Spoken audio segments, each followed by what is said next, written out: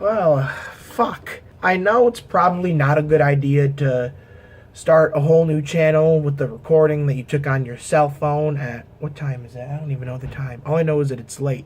Or at least it feels late because daylight savings time is a dirty fucking cocksucker. Welcome to the new channel. A lot of you are probably wondering what happened to Fat Avenger 511, and I'm here to pretty much give you guys an explanation as to everything that happened. Basically, I dropped the diss track. It got a lot of love. Everyone loved it. I think it had like around 350 views, which obviously isn't a lot for most people, but for me, that's probably one of my highest viewed videos. So I took that to mean a lot. I was proud.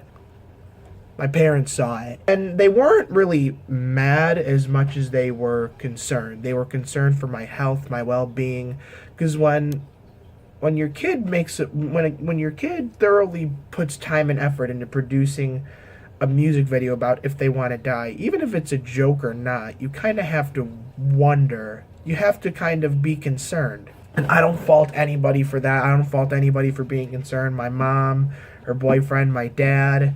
And when they found out, I freaked out. I took down my whole channel because I basically, I felt like I couldn't make anything. I felt like it was going to be viewed as critical. It was going to be lambasted. So I just took everything down. And at the time, I didn't know what I was going to do. I didn't know I was going to make this new channel. I didn't know what was going to happen.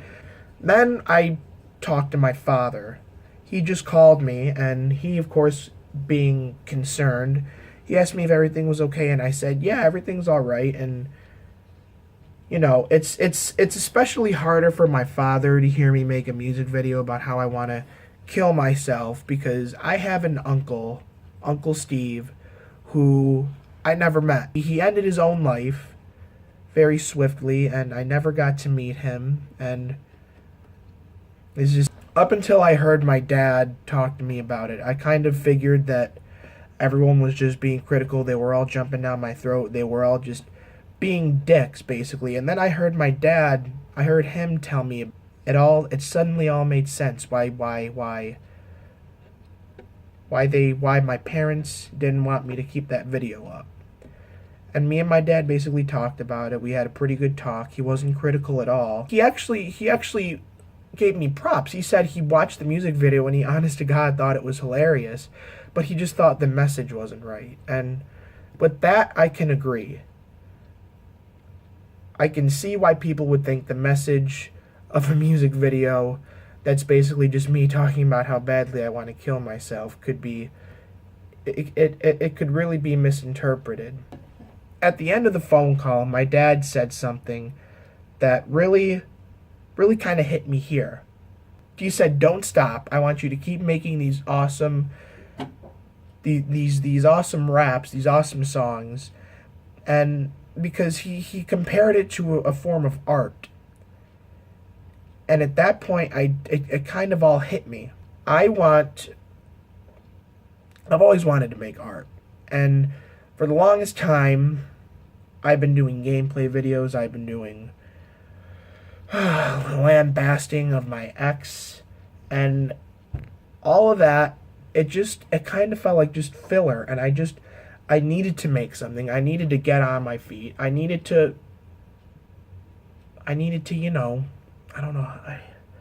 I really don't know where I'm going with this, to be quite honest with you. All I'm saying is that when my father told me to don't stop, just keep making it, because he admits that it was entertaining. And even his brother, my Uncle Norm, and his half-sister, my Aunt Kathy, they both saw it, and they agree with him. They think it's a funny-ass video. They just don't agree with the message. And it kind of took him telling me that to kind of help me see the error of my ways.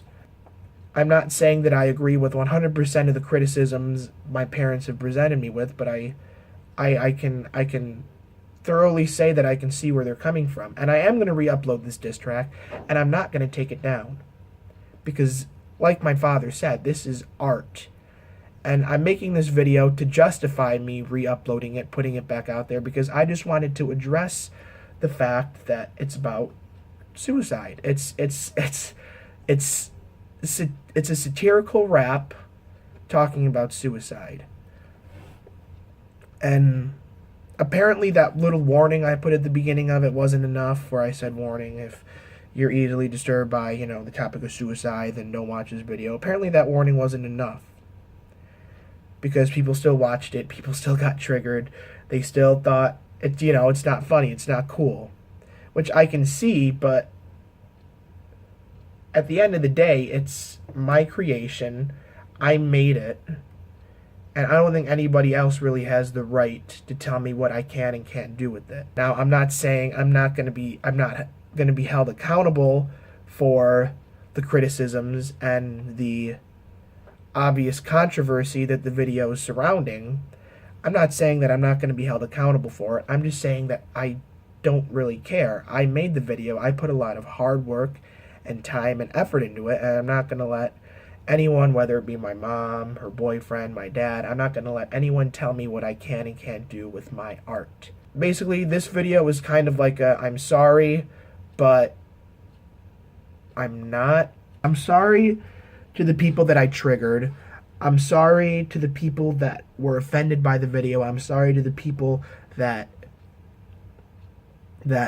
didn't like the message that I had to convey in the video. But I'm not sorry that I'm putting it back up, I guess, because at the end of the day, it's my art, and I'm still, I realize, as every good artist has flaws, I realize that the video could have had a less morbid message. I just want this to be that moment where I grab traction and I roll with it. And I feel like if I just delete the video and I let it be forgotten, then I'm looking that opportunity dead in the face, and then I'm pissing it away because of what a handful of people told me that I shouldn't be doing. I'm sorry that you don't like the message, but I'm not sorry because I don't really care if you dislike it or not.